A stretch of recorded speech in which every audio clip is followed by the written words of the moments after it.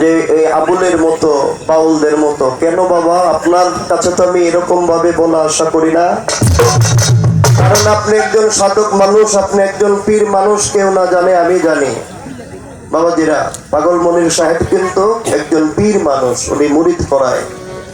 আমি ছোট মানুষ, আগেই বলেছি, উনি আমার বয়সে বড়, আমি ল্যাংটা থাকতে আমার বাবা গান করে, আমি তার গানের ভক্ত ছিলাম, শুনে। এই কারণে বলতেছি কথাগুলি, কারণ খোদা যা প্রচার করেছে দুনিয়ার মাধ্যমে, তার হাবিবের মাধ্যমে, তার সত্য, তার আউলিয়াদের মাধ্যমে সত্য, মিথ্যা কিচ্ছা কাহিনী খোদা তাআলা প্রকাশ বিকাশ করে নাই। তাই আমি আজকেই প্রথম আপনাদের কাছে আরেকটা কথা বলি, আমার বাপের সাথে আজকেই প্রথম গান। সে হয়তো আমাকে যতদিন পয়সা থাকে তার লোকে গান গাওয়া হবে, নাকি আজকে থেকে আমার ক্যান্সেল করে দিবে আমার কথায়।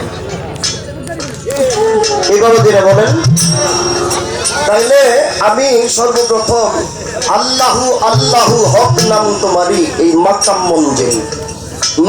মঞ্জিলে তোমার নাম করে দেওয়া যায়। তাহলে আমি এই যে করলাম, আল্লাহর শান করলাম, কোরআনের মধ্যে অসংখ্য আল্লাহর অগণিত নিয়ামতের মধ্যে সূরা ইউসুফের মধ্যে ইউসুফ নবীর ঘটনা, ইউনুস নবীর ঘটনা, ইব্রাহিম নবীর ঘটনা, আমি তো এগুলো বলে গেলাম, আমি তো কোনো বানরের আর কলার বিচির কিচ্ছা।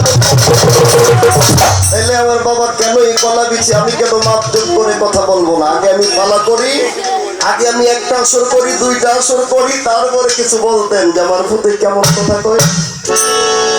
তাহলে আপনাদের কাছে আমার এতটুকু আরজি রইল, যদি আমি কোনো ভুল করে থাকি ক্ষমা করে দিবেন। আর আমার বাজান যে বানরের গল্প দিলেন, এটা কেন দিলেন, আমার কোন কথা।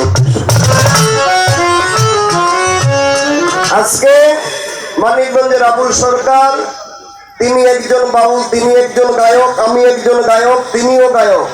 তাইলে আমাকে আমার বাবা বললো, যদি এদিক সেদিক করো তাইলে আবুলের মতো যাইতে হবে, শরীয়তের মতো যাইতে হবে। কেন বাবা? আমরা তরিকতের মানুষ। পালাগানের ক্ষেত্রে অনেক কথা ছোটবেলা শুনছি, আপনারা জীবরম গাইতে গিয়া খোদার ফোতা সুদ দাইয়া করছেন না? ঘটনা হলো, জীবরম পালা গাইতে যাইয়া যদি দুই একটা কথা এদিক সেদিক হয়, আর মাদ্রাসা মসজিদে যা কিছু হবে, যদি এটা শরীয়ত সম্পূর্ণ না হয়, তাহলে দুই একটা কথার জন্য কি মানুষ হাজতবাসী হয়? আমি যদি অন্যায় করি তাহলে আমাকেও সাজা দেন। বাবা, আজ হইলে মরবো, কাল হইলে মরবো, দুদিন পর হলে মরবো, যদি হকের ভিতর থেকে মরতে পারি, এটাই তো আমার মানব জন্ম সার্থক।